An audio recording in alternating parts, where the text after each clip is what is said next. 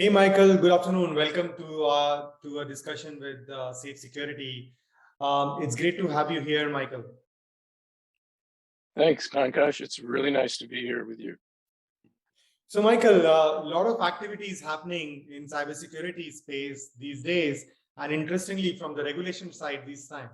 So, we are seeing regulators across the world, like SEC here in the US, the UK regulators, and other regulators also, increasingly issuing guidelines on how a company manages and reports cybersecurity to protect shareholders' value. What are your reactions to this whole phenomenon? Uh, well, Pankaj, frankly, I expected it. Uh, if you look over history, every time there's a problem in business which can cause major damage, the regulators have had to step in to make companies act more responsibly. The most recent previous example was safety. Back in 100 years ago, there was something called the Triangle Shirtwaist Factory fire here in the United States. A lot of employees died because of unsafe factory conditions. And over the last 100 years, a lot of regulations have come into place. And nobody would ever think of building an insecure factory or unsafe factory now. So the regulators have a really important job in making sure that everybody pays attention. From a CISO's point of view, that's really nice because now the regulators have made sure the board is paying attention to cybersecurity. So now is the opportunity to get them to really lean in and help the cause. So that's an interesting point, Michael, that board members now have to, and not saying that they haven't been, but now they have to look at cybersecurity. I'm sure you talk to many board members in public and private space. How should a board member think about these moves? How should a board member think about understanding cybersecurity and his or her role in managing cybersecurity for a company? Well, it's important to make a distinguish between the fact that the board doesn't manage cybersecurity. The board doesn't manage anything that's going on inside the company. The board's job is to make sure that management is doing their job, that management is doing the proper job of managing the company. So the board is an oversight function. To that extent, the board tends to deal more in quantitative things and very little in qualitative things and technological things. So the board is interested in financial information and it's interested in risk. So to the extent that you can quantify, or we need to quantify, cybersecurity risk and the cost of protecting the company, the cost of making the company resilient, that's the way we want to talk to the board. And the board is, or let me say, that's what the board would like to know, and the way they would like to be informed. And the board it's interesting that the regulations that have come out, especially the new proposed SEC regulation, makes a very important point of discussing business continuity. And I think that boards have finally realized that there is no way to absolutely protect your company from a cyber event.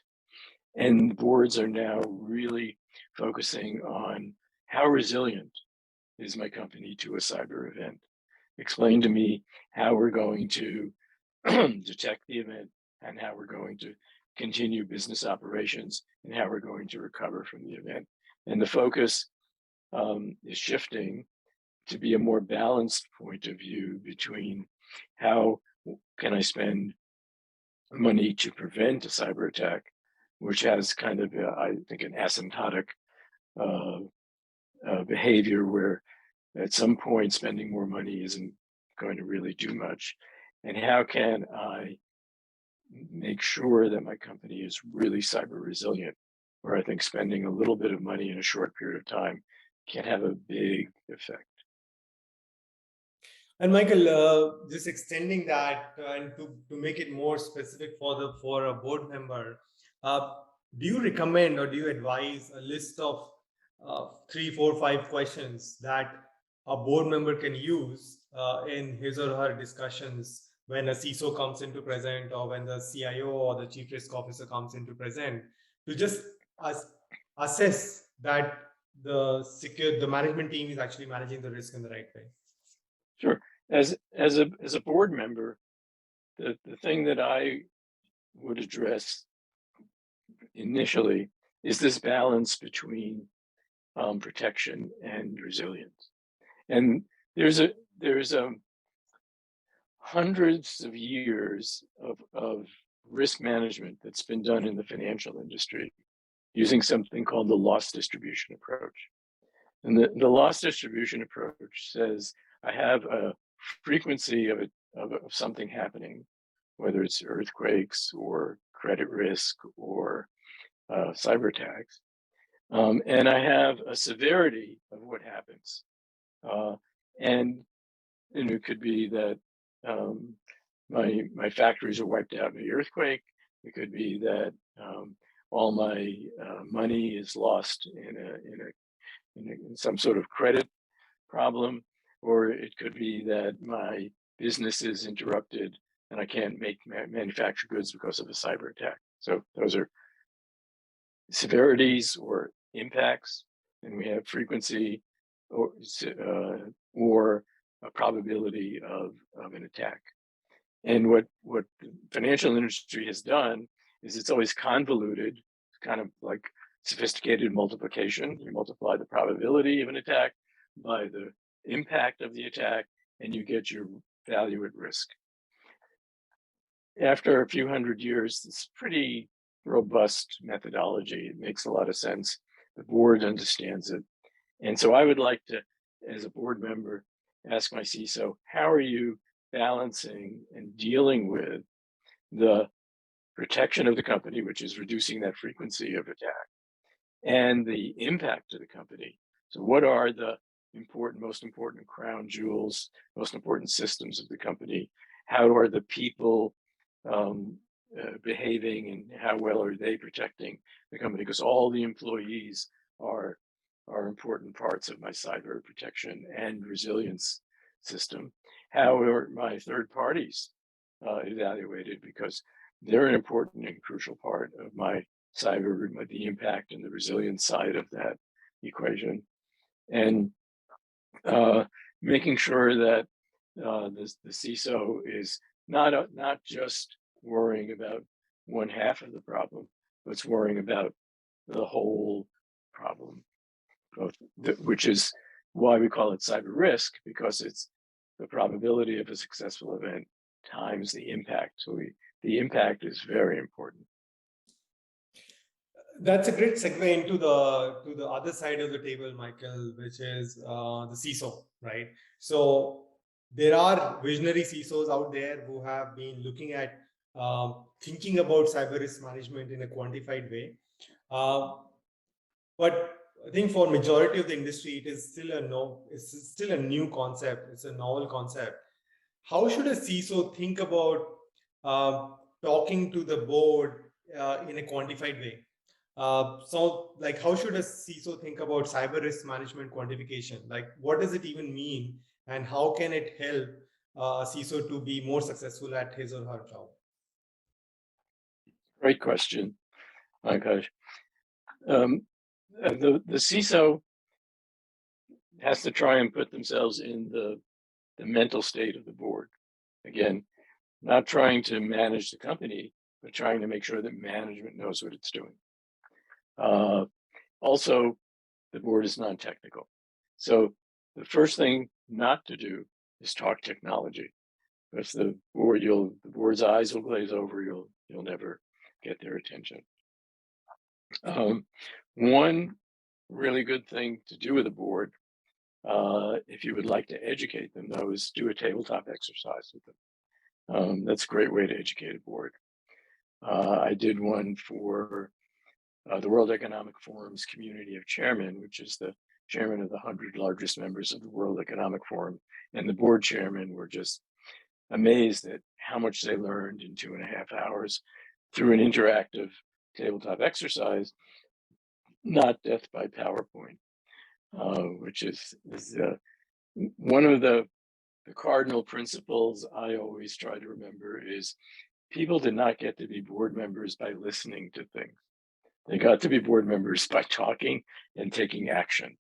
So any conversation, any presentation, any discussion with the board needs to be interactive. They don't want to just sit there and be lectured to. Monologues don't work. They may work on late night TV, but they don't work at board meetings. So in preparing for a board meeting, I think it's important for the CISO to look at how to quantify risk and the fundamental principles are fundamental ways of talking to the board, since you're not going to be talking to the board once. You're going to be talking to the board every quarter or twice a year, probably every quarter. And you need some sort of a framework so that from meeting to meeting, the information is presented in a similar way. Right? And I think there are some key elements that can be used to make a framework. First of all, you would want to break up your discussion probably into people, process, and last, technology. Okay? People are the weakest link in any cyber organization. The processes are the most important way of fixing the weakness in the people link. And technology helps to the extent that technology can prevent people from making mistakes. So there's some basic hygiene that has to be there. We all agree to that. The board isn't going to be interested in much of that detail. The other way I would break up, and the other part of the framework that I would discuss with the board, is this balance between what we're doing to protect the company and prevent a cyber event, and what we're doing to recover from a cyber event. And in both cases, the important underlying question that I have as a board member and that you need to tell me as a CISO is, what are the crown jewels of the company? What are the most important digital systems? Or they could be digital, they could be cyber physical, it could be data, but there are certain systems that if they are no longer available to the company, there is serious damage and I can't continue business operations. Or there is certain information such as intellectual property, merger and acquisition data, and so on, which if stolen is going to put me at a great competitive disadvantage. Or there is certain data which is personally identifiable information. Save that for last because it's the one everybody always talks about first. It's really become important because of the regulatory fines associated with losing that data. So if we look at these things, talk about the people, the process, touch on the technology, and make sure that we communicate to the board, these are the critical systems, the digital systems in the company. And these are the people, process, and technology things that we're doing to, on the one hand, protect those systems from a cyber attack, and on the other hand, make sure that we can recover quickly from a cyber event. I think that is a good framework to talk to the board in terms of the business impact that a cyber event would have and how you want to invest the funds of the corporation, which are, to some extent, part of the board's responsibility in both the prevention and the recovery side of that scenario. Great. And Michael, I love the analogy that you present, comparing it to the movie Moneyball. So what can CISOs learn from the movie Moneyball? It's my favorite movie and my favorite example in cybersecurity. So I don't know how many of our viewers have seen the movie Moneyball. If you haven't seen it, go see it. It's a baseball movie, but you don't have to know anything about baseball or love baseball to thoroughly enjoy this true story in American history. The story is about a team called the Oakland Athletics, which had a very low budget and very poor performance in baseball competition. The manager was a guy named Billy Bean, and he was trying to figure out how to live within his budget. Sounds like a CISO's problem, doesn't it? And so he, in one scene of the movie, crystallizes what he thought was wrong with the way they were spending their money on players. Again, their biggest cost was salaries.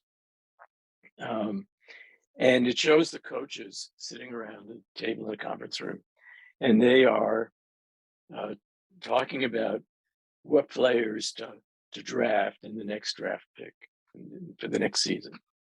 And they're using expressions like, I think this player would be really good because I like the way he swings the bat. Or I think this player would be good for sales because he has a really beautiful girlfriend. Or I think this player would be good for ticket sales because he's really handsome. Or I think this player would be really good for the team because I love the way he catches the ball. And then halfway through the movie, or less than halfway through the movie, shortly thereafter, Billy Bean stumbles on a Yale graduate in economics who says to him, you've got to quantify this. You can't make these qualitative decisions. And Billy says, what do you mean? He says, well, look, how do you win baseball games? You score runs. How do you score runs? You go around the bases. How do you go around the bases? You have to get on base first. So if you just look at players who have a high base on base average, those are the players you want to hire. And you can look for players with a very low salary, players that everybody else rejects because they don't have a pretty girlfriend, they're not handsome, they don't have a great swing, and they don't catch the ball really well, but they always get on base. So let's just do that. And so he hired a whole bunch of misfits who had very low salaries, but always got on base, either because they were walked a lot or they could get simple base hits. They weren't big home run hitters. And he broke the record for baseball history with 26 consecutive wins in baseball, and tied the New York Yankees, which is the most expensive team in baseball, for that year, the same number of wins as the New York Yankees. The difference between the New York Yankees and the Oakland Athletics was that the cost of each win for the New York Yankees, based on their salaries, was $12.4 million, and the cost of each win, based on the salaries at the Oakland Athletics, was $1.2 million. So there was a 10x lower cost at the Oakland Athletics for achieving the same high degree of result.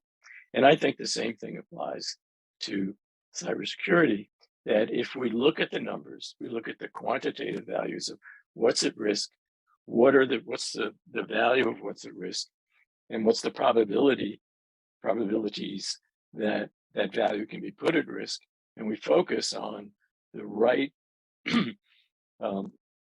attack vectors, and we focus on the right crown jewels and the right ways of protecting and the right ways of recovering those crown jewels, that we can have a very cost-effective and efficient cybersecurity program and kind of stay within a reasonable budget, but achieve much greater results.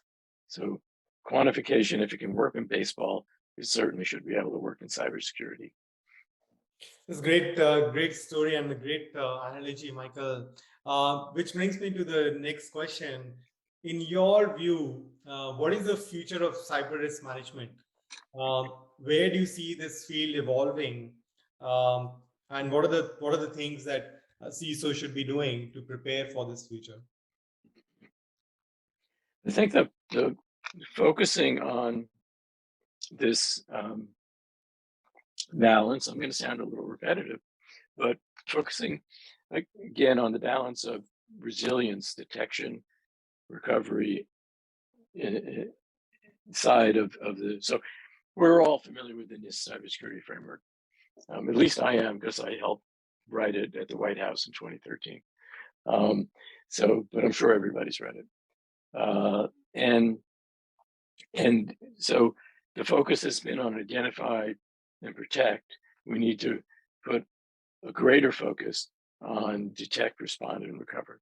So we've had a good focus on detect, pretty good focus, but we need to focus more on respond and recover. So making sure that we've got both sides of that equation, and making sure that we have those crown jewels identified, and we understand the impact of the cybersecurity controls that we're putting in place on the people, the processes, and the technology, for both protection and for resilience.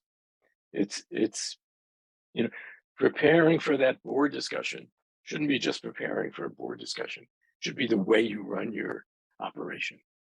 If you're running your operation with the business objectives in mind, and you're looking at what are the the risks, the potential damages to the business, and how to minimize the potential damages to the business with the right cyber investments, in a quantifiable way. Not he has a nice swing, but he gets on base. that's the way you should be preparing for the future, not just for the board, but for how you run the cybersecurity at your organization.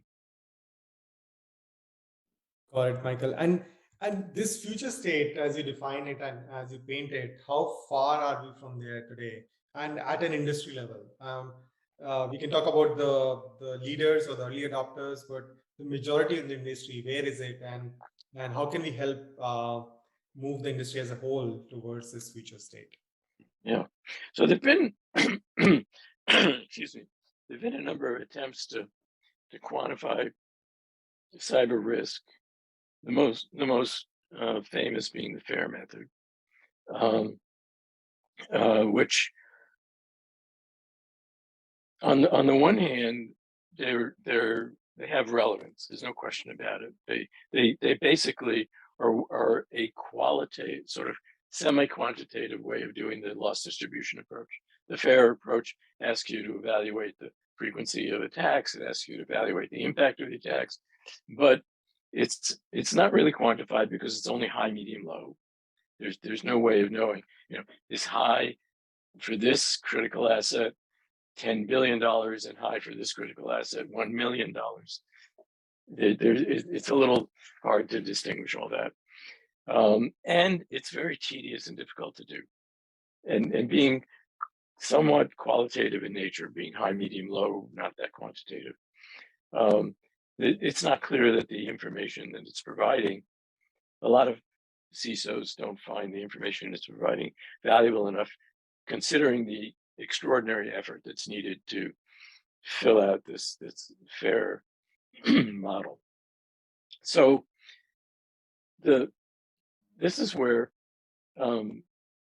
I think the SAFE system and technology just breaks new ground and revolutionizes this ability, because the SAFE platform is attaching directly to my cybersecurity tools. It's taking the output of my cybersecurity tools in real time and giving me a network analysis in real time of where my biggest cyber resilience problems are. It's also taking in real time activities that are in people and in processes and policies, and comprehensively evaluating all of those into a set of actionable risk priorities. So to go through and use an outside-in scoring mechanism, which is common today, but some of the outside-in scoring companies do their outside-in once a year. I don't know an IT environment or an OT environment that isn't changing in minutes, much less, much more frequency than a year. So information, outside-in information that's 6 months old is probably of little value, especially with today's CI/CD pipelines and the way we're deploying applications to the cloud as fast as they can be written.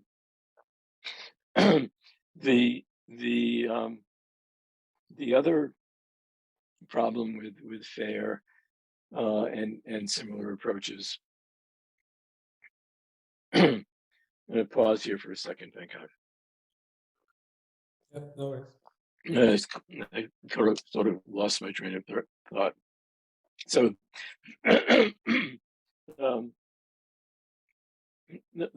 so I discussed the problem with outside-in scanning is that it's static, it's not dynamic. It's giving you a point in time, and that point of time may be too old and not relevant.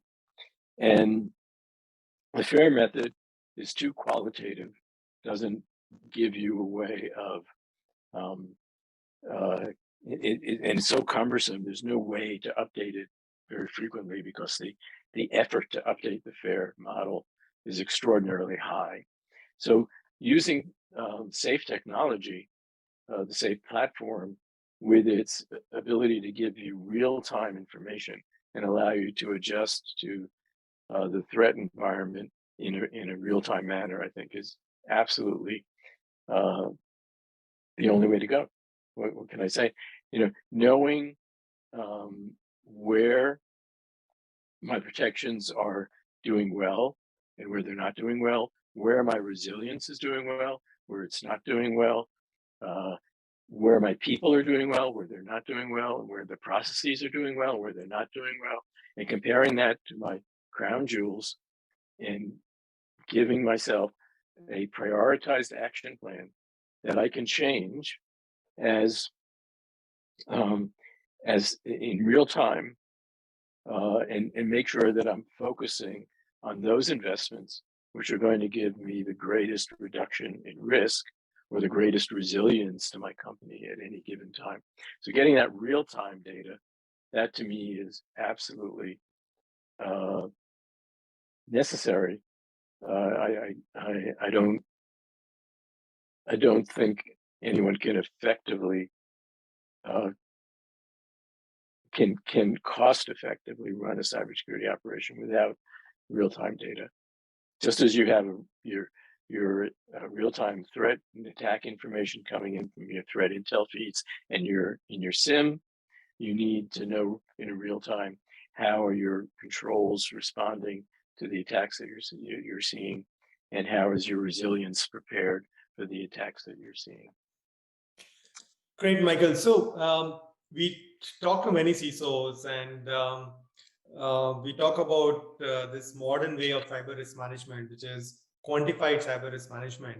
And some of them get it, and some of them are like ready to move forward with it, or might have already been doing it. While others, they're like, I understand the value. I know that it needs to be done, but it's not like one of my top 5 priorities. Do you see an inflection point in the whole cyber risk management industry where quantification, quantified recommendations, quantified action plans are becoming a must-have, not a good-to-have for any CISO, any security team? Great question. I think yes. Again, we've got pressure from the regulators on the board. The board is going to be asking these questions that we talked about at the very beginning. And the CISO is going to have to come up with answers, and the answers need to be quantifiable. The board is not willing to take, well, he has a nice swing. The board wants to know if he can get on base. So I think there's the CISO who wants to stay with their organization and thrive and grow needs to get ahead of the game here, begin quantifying things. First of all, it allows them to more efficiently, cost effectively run their organization or run the cybersecurity in their organization. And second of all, it will enable them to communicate to the board in an effective way for two reasons. One is to show that they are leaders of the business, not just technical wonks. And two, to enable them to negotiate the budget that's needed to find the proper, to develop the proper security profile for the company. So if you have quantifiable information on your cyber risk and your cyber resilience, then you can go to the board and explain, for this additional investment, I can get this additional protection. For that additional investment, I can get this additional resilience.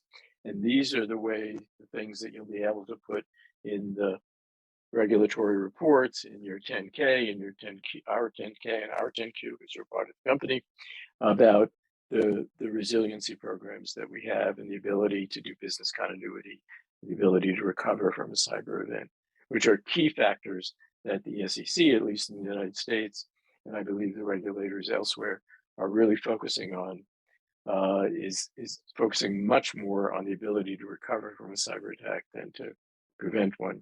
And without quantifiable way of justifying the investments, you cannot show an ROI. But you can use cyber CRQ, cyber risk quantification, as the cyber risk as a way of showing an ROI. I can reduce my cyber risk for this investment. The more reduction you can get in cyber risk for any given dollar of investment, that's giving you a much higher ROI. Without quantification, you can't really show that. Great.